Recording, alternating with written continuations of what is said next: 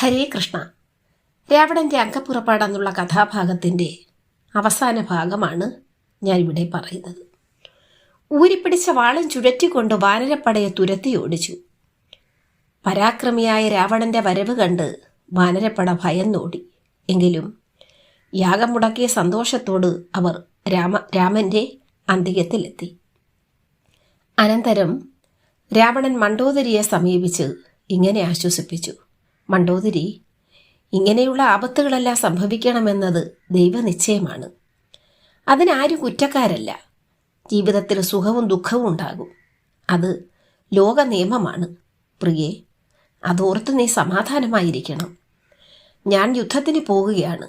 ഒരു പക്ഷേ ഇതെൻ്റെ അവസാന യുദ്ധമായിരിക്കും.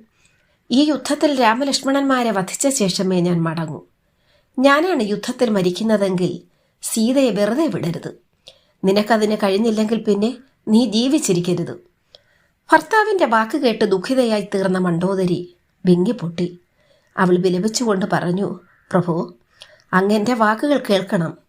ശ്രീരാമചന്ദ്രൻ വെറുമൊരു മനുഷ്യനല്ല. അദ്ദേഹം മഹാവിഷ്ണുവാണ്. അതിനാൽ അങ്ങ് രാമനോട് ശത്രുത വെച്ച് പുലർത്താതെ സീതയെ തിരിച്ചു നൽകി മാപ്പ് ചോദിക്കൂ. അങ്ങനെ ഈ യുദ്ധം ഒഴിവാക്കണം. വിഭീഷണനെ രാജാവാക്കുകയും വേണം. മണ്ഡോദരി, നീ എന്താ പറഞ്ഞത്? കൊള്ളാം, നിന്റെ ഉപദേശം അത്രയ്ക്കും കൊള്ളാം കേട്ടോ. എൻ്റെ സഹോദരനെയും മക്കളെയും കൊന്ന ശത്രുവിനോട് മാപ്പ് പറയണമല്ലേ? എന്നിട്ട് ശത്രുപക്ഷത്തോട് ചേർന്ന് നിൽക്കുന്ന വിഭീഷണന് രാജ്യം കൊടുത്ത് ഞാൻ അപമാനിതനായി കാട്ടിൽ പോയി തപസ് ചെയ്യണമല്ലേ? അല്ലെങ്കിൽ രാമനോട് യുദ്ധം ചെയ്ത് വീരമൃത്യു ഭരിക്കണം. ഇതിലേതാണ് ഞാൻ ചെയ്യേണ്ടത്?